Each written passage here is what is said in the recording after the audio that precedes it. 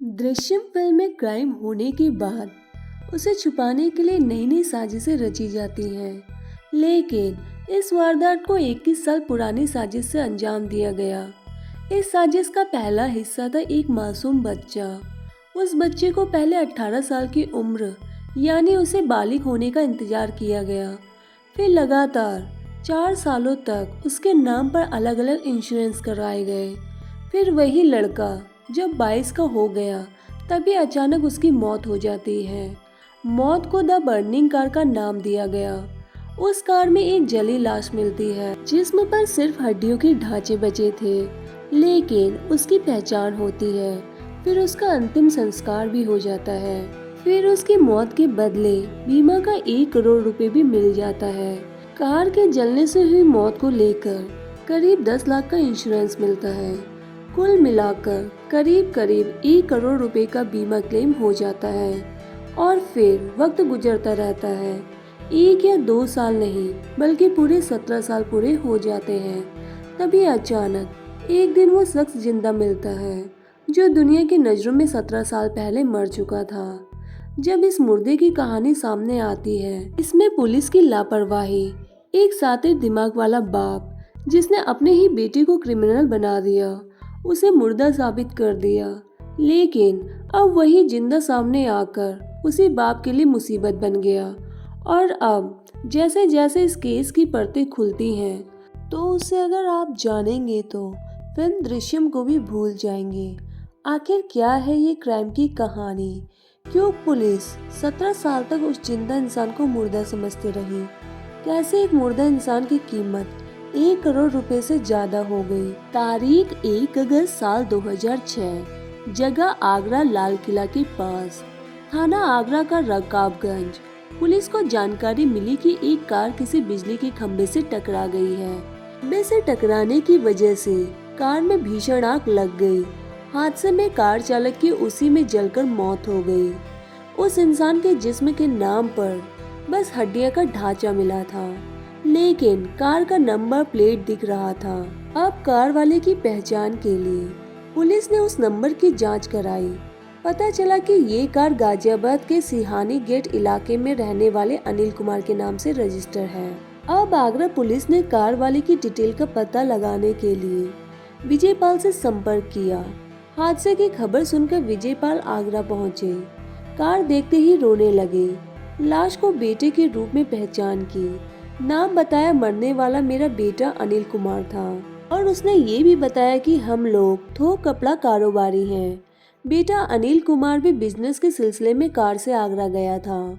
यहाँ से काम पूरा कर अनिल को अपने बड़े भाई अभय की ससुराल मथुरा में जाना था, लेकिन उससे पहले ही ये हादसा हो गया। पुलिस ने पूछा था कि कोई रंजिश या दुश्मनी तो नहीं है। अनिल के पिता विजयपाल ने किसी भी दुश्मनी से इनकार कर दिया था, यानी ये केस महज एक हादसा था और कुछ नहीं। हादसे को देखकर मीडिया में पुलिस का बयान आया था, जिसमें कहा गया था कि कार एक बिजली के खंभे से टकरा गई थी, जिससे बिजली का खंभा भी मुड़ गया था। हादसे के बाद कार में सेंट्रल लॉक लगने से युवक बाहर नहीं निकल पाया था।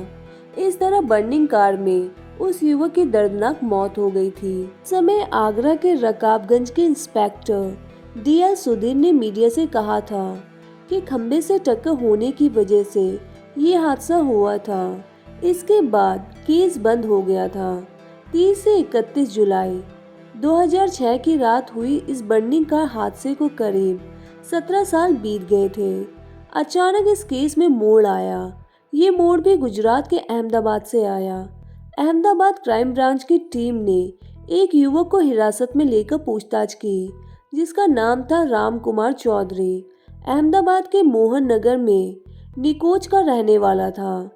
शादीशुदा युवक, 2 बच्चे भी थे, लेकिन जब उसकी जांच पूरी हुई तो पता चला कि ये शख्स कोई और नहीं बल्कि वही मुर्दा इंसान है जिसकी 2006 में पुलिस फाइल में मौत हो चुकी थी।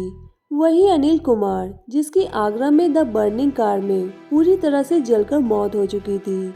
वही चेहरा था, वही कदकाठी, सब कुछ वही, बस बदला था तो उसका नाम, पता और पिता का नाम। अब वो 39 साल का युवक हो चुका था। उसके पास गुजरात का Aadhaar card, driving licence, PAN card, सब कुछ सरकारी प्रूफ कागजात मिले। बस पिता के नाम पर लगभग विजयपाल की जगह विजय कुमार चौधरी हो गया था। अहमदाबाद के क्राइम ब्रांच के मिथिलेश त्रिवेदी ने बताया कि हमें एक सीक्रेट जानकारी मिली थी। ये बताया गया था कि मोहन नहर के निकोच इलाके में रहने वाला एक शख्स मरकर भी जिंदा है। उसने अपनी जगह किसी और की हत्या कर डाली और इंश्योरेंस के लाखों रुपए हड़प लिए हैं। इस पूरी जानकारी में उसका पिता और भाई भी शामिल हैं। अब इस सूचना को हम लोगों ने गंभीरता से लिया, पड़ताल शुरू की। उस युवक से पूछताछ की गई। उसने खुद का असली नाम राजकुमार बताया और वो अपने आप को गुजराती बता रहा था। लेकिन जब उसकी बीवी से बात की गई और उसके ससुराल वालों के बारे में पूछा गया तो उसने बताया कि पति ने कभी भी अपने माता पिता या भाई से नहीं मिलवाया और न ही किसी रिश्तेदार से मिलवाया। इसके बाद पुलिस को शक और बढ़ गया था। अब पुलिस ने जब पूरे मामले की पड़ताल की और आगरा में 2006 में हुए हादसे की जानकारी ली गई। एक टीम आगरा के मूल गांव में पहुंची तो दूसरी ग्रेटर नोएडा के पारसौल में पहुंची। गांव के लोगों को उसकी फोटो दिखाई गई तो सब कुछ आईने की तरह साफ हो गया, क्योंकि गुजरात में पिछले 17 साल से वो फर्जी डॉक्यूमेंट के सहारे रह रहा था। अब अनिल कुमार उर्फ राजकुमार चौधरी की सारी पोल खुलने के बाद उसने सबको सच बताना शुरू कर दिया था। उसने बताया कि सारी साजिश उसके पिता विजयपाल ने रची थी। ये सब कुछ इंश्योरेंस के जरिए करीब करीब 1 करोड़ रुपए कमाने का लालच से सब कुछ किया गया था। लेकिन बर्निंग कार में किसकी मौत हुई, इसके सवाल पर उसने बताया कि वो भिखारी था। अनिल कुमार ने पुलिस को बताया कि उसके पिता शुरू से ही जालसारी और नाबालिग लड़कों से छोटी मोटी चोरियां कराकर कमाई किया करते थे। उन्हें पता था कि अगर लड़के पकड़े गए तो नाबालिग होने की वजह से छूट जाएंगे, इसलिए अनिल की जगह किसी ऐसे युवक को कार में जलाकर मारने की साजिश रची थी जिसकी खोजबीन करने वाला कोई न हो। आगरा में जिस कार में जली हुई एक लाश मिली थी वो भिखारी था। वो भिखारी रोजाना गाजियाबाद रेलवे स्टेशन के आसपास भीख मांगता था। उम्र उसकी करीब 30 साल के आसपास थी। उसके परिवार में कोई नहीं था, बिल्कुल अकेला था। अनिल के पिता विजयपाल ने गाजियाबाद स्टेशन के पास रहने वाले एक चाय वाले को भी अपने साथ शामिल कर लिया था। चाय वाले से उनने भिखारी की सारी जानकारी निकलवाई, उसको टारगेट बनाया और बताया कि उसे अच्छा खाना पीना खिलाएंगे और कार में घुमाने ले जाएंगे। इस तरह उन्होंने 30 जुलाई 2006 को उसी भिखारी को साथ लेकर नोएडा होते हुए आगरा पहुंचे थे। साथ में अनिल, उसका पिता विजयपाल दोनों भी थे। आगरा में काफी घूमने फिरने के बाद इन्हें रकाबगंज एरिया में एक सुनसान जगह पर एक खंभा मुड़ा हुआ दिखाई दिया, इसलिए इन दोनों ने उसे ही सबसे सही जगह चुना। इसके बाद भिखारी को साथ लेकर कहीं दूर गए और उसे खाने में नींद की दवाइयों की गोलियां मिलाकर खिला दिया था। जब भिखारी बेहोशी की हालत में आ गया तब उसे कार में ले जाकर अंधेरा होने का इंतजार किया। मौका देते ही कार को फिर से उसी खंभे से टक्कर कर आई। इसके बाद उस कार में पेट्रोल लगाकर आग लगा दी। कार के अंदर भिखारी ड्राइविंग सीट पर बैठा हुआ था और बाकी लोग बाहर थे। कुछ देर बाद कार पूरी तरह से जल गई। उसमें मौजूद वो भिखारी तो आया था भूख मिटाने के लिए, लेकिन वो मौत के आगोश में जा चुका था। इस हादसे को अंजाम देकर बाप बेटे तुरंत निकल चुके थे। बेटा सीधे गुजरात के लिए निकल चुका था। पिता अपने मूल गांव ग्रेटर नोएडा पहुंच चुका था। इधर पुलिस ने जांच करते हुए जब कार का नंबर निकालकर उसके पिता से संपर्क किया तो उसने अपने बेटे की तुरंत पहचान कर ली थी। इस तरह एक भिखारी की हत्या कर इन बाप बेटे ने अनिल को मरा हुआ साबित कर दिया था। अहमदाबाद क्राइम ब्रांच की टीम जांच करते हुए पिछले दिनों ग्रेटर नोएडा के पारसौल गांव पहुंची थी। यहाँ के एक स्कूल में अनिल ने 8वीं तक पढ़ाई की हुई थी। वहाँ जानकारी ली गई तो पता चल गया कि यही अनिल है। के बाद उसके घर पुलिस पहुंची तो पता चला कि अनिल का पिता विजयपाल, उसका भाई दोनों फरार हैं। लेकिन घर के तलाशी में एक फाइल मिली। उस फाइल पर लिखा था अनिल केस से जुड़े कागजात। अब इस फाइल को देखा गया तो पता चला कि जिस साजिश का पता पुलिस लगा रही थी, असल में वो पिछले 21 साल से रची जा रही थी। उस फाइल में अनिल केस से जुड़े सभी कागजात मिले। इसमें पता चल गया कि अनिल जैसे ही 18 साल का हुआ था तब उसके पिता विजय पाल ने LIC से जुड़ी पॉलिसी लेना शुरू कर दी थी। अनिल के नाम पर अगले 1 साल में कुल 4 पॉलिसी ली गई, जिसमें पिता विजय पाल को नॉमिनी बनाया गया था। ये पॉलिसी 20 लाख की थी, लेकिन इसमें ये नियम था कि अगर एक्सीडेंटल डेथ हुई तो 4 गुना ज्यादा बीमा की राशि मिलेगी, यानी 20 लाख रुपए का 80 लाख रुपए मिलेगा। अब इस साजिश को रियल बनाना था, इसलिए ये लोग 4 साल तक इसका इंश्योरेंस प्रीमियम भरते रहे, जिसमें 1 साल का प्रीमियम करीब 85,000 रुपए जाता था। लेकिन इन्हें पता था कि 4 से 5 लाख रुपए का प्रीमियम दे भी देंगे तो इन्हें कई गुना ज्यादा पैसा मिलेगा। इसके बाद जुलाई 2006 में हुए हादसे से कुछ महीने पहले ही एक नई कार भी खरीदी थी। उस कार का भी बीमा कराया गया था, जिसमें किसी की जान जाने पर 10 लाख रुपए तक का मुआवजा मिल सकता था। साल 2002 से शुरू हुई प्लानिंग को जुलाई 2006 में अंजाम दिया गया। इस केस में कार में लगी आग से मौत के मामले में एक बार बीमा प्रीमियम ने क्लेम को रिजेक्ट भी कर दिया था, लेकिन बाद में कंज्यूमर फोरम चले तो 80 लाख रुपए की जगह 95 लाख रुपए मुआवजा देने का फैसला हुआ। इसके अलावा कार एक्सीडेंट को लेकर भी 10 लाख रुपए तक का बीमा मिलने की बात हुई। कुल मिलाकर 1 करोड़ 5 लाख रुपए इन लोगों ने उस साजिश से कमाने की प्लानिंग कर डाली थी। पुलिस को ये हैरानी थी कि कैसे बाप बेटे ने मिलकर इतनी बड़ी साजिश रची और उसके बाद कभी एक दूसरे से संपर्क भी नहीं किया। इसकी पड़ताल करने पर पता चला कि असल में ये पहले से ही साजिश का हिस्सा था कि आगरा में कार जलाए जाने के बाद कभी भी सीधे बात नहीं करेंगे। शुरुआत में कई साल तक एक दूसरे से संपर्क में नहीं आए। फिर कभी बात की तो अनिल ने PCO बूथ से अपने पिता और भाई को फोन किया। कई साल गुजरने के बाद कभी मिलना भी हुआ तो अनिल सूरत या फिर दिल्ली के आसपास किसी रेलवे स्टेशन के पास आकर मिलता था। इस दौरान कभी इन लोगों ने एक दूसरे को मैसेज भी नहीं किया। इस तरह किसी को शक भी नहीं हुआ था। ये बेहद हैरानी वाली बात है।